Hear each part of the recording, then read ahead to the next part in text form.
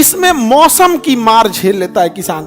ये है आपका प्रशांत महासागर। यहाँ से एक गर्म जलधाराएं उत्पन्न होती है और यही हवाएं आगे बढ़ने के दौरान समुद्र का पानी जो भाप बनकर उठा हुआ रहता है उसको ढकेल के ले जाती हैं और बादल बना के बरसा देती हैं और किसान का फसल बर्बाद। ये हमारे मौसम विभाग को पता होता है कि किस साल एल नीनो आएगा और किस साल नहीं आएगा। क्या उस समय भारत के मौसम विभाग को किसानों को यह चेतावनी देनी चाहिए कि नहीं? हमारे यहाँ हर चीज मौसम पे डिपेंड है। अभी जैसे किसान देखिए, धान के खेत में ठीक है अगर बारिश रुक जाए तब, और नहीं तो जो जरा देर हो गया तो डूब गया, सड़ जाएगा धान। अगर पूरा डूब गया तब तो कहानी खत्म, सड़ जाएगा। अब किसान कहाँ जाएगा? बर्बाद हो जाएगा। इसमें मौसम की मार झेल लेता है किसान। ये है आपका प्रशांत महासागर और ये है आपका पेरू। क्या है? पेरू। यहाँ हम्बोल्ट की जलधारा है। यहाँ से एक गर्म जलधाराएं उत्पन्न होती है। कौन सी जलधारा? गर्म। नाम है उसका एल नीनो। क्या है? एल नीनो गर्म जलधारा। और चली आती है कहाँ पे? प्रशांत। उत्पन्न कहाँ होगी? प्रशांत महासागर। और चली जाएगी और हिंद महासागर को गर्म करेगी कि ठंडा? अरे भैया गर्म जलधारा गर्म में ना करेगा, क्या कर देगा? गर्म। और किस महीने में? जून जुलाई में। किस महीने में? जून जुलाई। ये जुलाई के महीने में आएगी और हिंद महासागर के क्या कर देगा? गर्म। अब ध्यान से देखो, हिंद महासागर जुलाई के महीने में इंडिया की मौसम गर्म होता है क्योंकि सूर्य कहाँ आगे? कर्क रेखा, और ये एरिया ठंडा होता है। ध्यान से समझना, जून जुलाई के महीने में सूर्य चला आता है कहाँ पे? कर्क रेखा पे, और जिस कारण विषुवत रेखा का एरिया ठंडा हो जाता है। ठंडा होने के कारण यहाँ की हवाएं भारी होकर नीचे बैठ जाती हैं और सूर्य कहाँ चला जाता है? इंडिया के ऊपर, कर्क रेखा के पास। तो यहाँ की हवाएं गर्म होकर तितर बितर होकर भाग जाती हैं, इधर उधर भाग जाती हैं, जिसकी भरपाई को करने के लिए यहाँ से हवाएं आगे बढ़ती हैं और यही हवाएं आगे बढ़ने के दौरान समुद्र का पानी जो भाप बनकर उठा हुआ रहता है उसको ढकेल के ले जाती हैं और बादल बना के बरसा देती हैं। बादल बना के क्या करती हैं? बरसा देती। किसी को कोई दिक्कत? बादल बना के क्या कर देगी? बरसा देगी।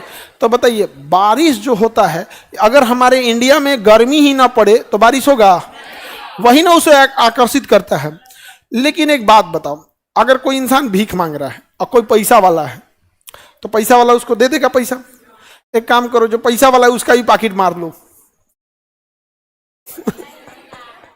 अब कहां से देगा भैया? उसका पाकिट मार दी। तो यहां पे गर्मी नहीं पड़ता है, यहाँ ठंड रहता है। यहाँ क्या रहता है? ठंड। यहाँ क्या रहेगा? ठंड। ठंड रहेगा। यहाँ पर ठंड होने के कारण यहाँ की हवाएं भारी होती हैं और इसे ढकेल देती हैं ऊपर।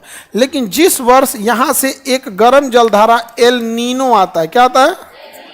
El Nino. क्या आता है? El Nino. एल नीनो चूंकि क्या है? गर्म है। अब ये बताइए, ये एरिया भी गर्म और एल नीनो इसको भी कर देता है गर्म, तो क्या यहाँ से मानसून ऊपर जाएगा? नहीं जाएगा, क्योंकि ये भी गर्म ये भी गर्म। अब नहीं जा पाएगा, अब नहीं जाएगा भैया। एक गर्म एक ठंडा रहेगा तब तो फ्लो करेगा। ये दोनों गर्म हो गया, फ्लो करेगा। जून के महीने में जून जुलाई में तो यहाँ गर्मी पहले ही से पड़ रहा था और ये एल नीनो आके हिंद महासागर को भी क्या कर दिया? गर्म कर दिया। क्या कर दिया? गर्म। अब बताओ, क्या मानसून यहाँ से ऊपर जाएगा? मानसून ऊपर जाएगा? मानसून ऊपर नहीं जाएगा। मानसून ऊपर नहीं जाएगा।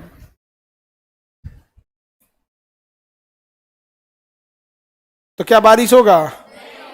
नहीं होगा और किसान का फसल बर्बाद। लेकिन ये हमारे मौसम विभाग को पता होता है कि किस साल एल नीनो आएगा और किस साल नहीं आएगा। अमूमन एक बार अगर एल नीनो आया है तो 3-4 साल के बाद ही वो एल नीनो आता है। एल नीनो आने के 4 महीना पहले ही, 5 महीना पहले ही मौसम विभाग को पता चल जाता है। अगर एल नीनो आएगा तो भारत में बारिश ज्यादा होगा या कम? कम। तो कम होगा, बहुत कम होगा यहाँ पे।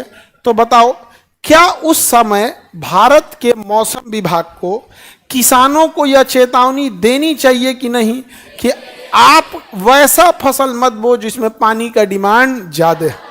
लेकिन हमारा कोढ़िया डिपार्टमेंट अखबार में निकाल देता है, अखबार में निकाल देता है कि एल नीनो आने वाला है। किसान को कुछ बुझाइए नहीं रहा। हाँ आई तो एल नीनो, नहीं यार आई तो चल जीतो होगा, कुछ बुझाइए नहीं रहा एल नीनो क्या है।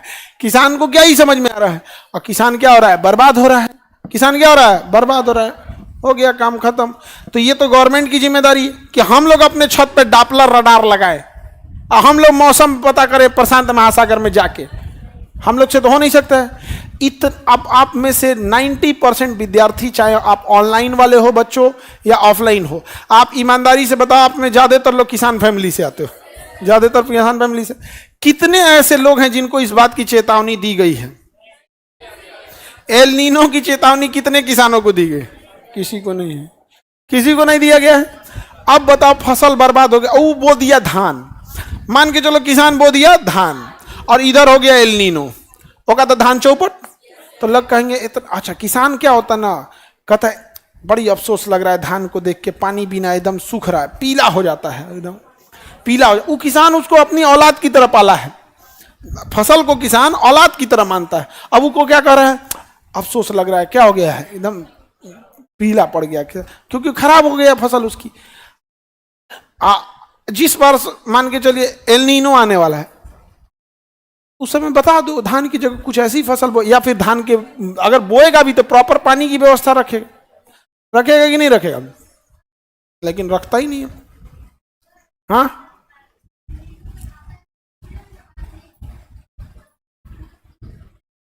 हाँ, बारिश के समय बारिश आधा कर देगा, मतलब ऐसा नहीं कि सूखा कर देगा, जितना बारिश होना चाहिए उसका आधा कर देगा।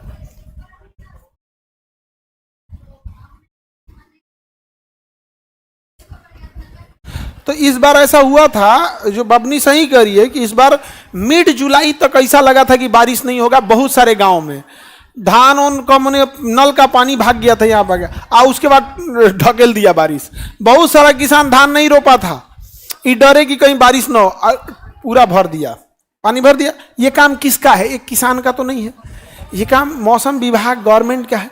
लेकिन किसान के पास ना, किसानों को मार दिया है एकदम यहाँ पे। जैसे हम आपको बताएं ना, आप जानते नहीं हो इसलिए आप आवाज नहीं उठाते हो। जैसे हम एक्सरे मशीन लगाए हैं, आप हमारे यहाँ कोई एक्सरे कराने आएगा 35 रुपये में करके भेज देंगे उसको, 35 रुपया में।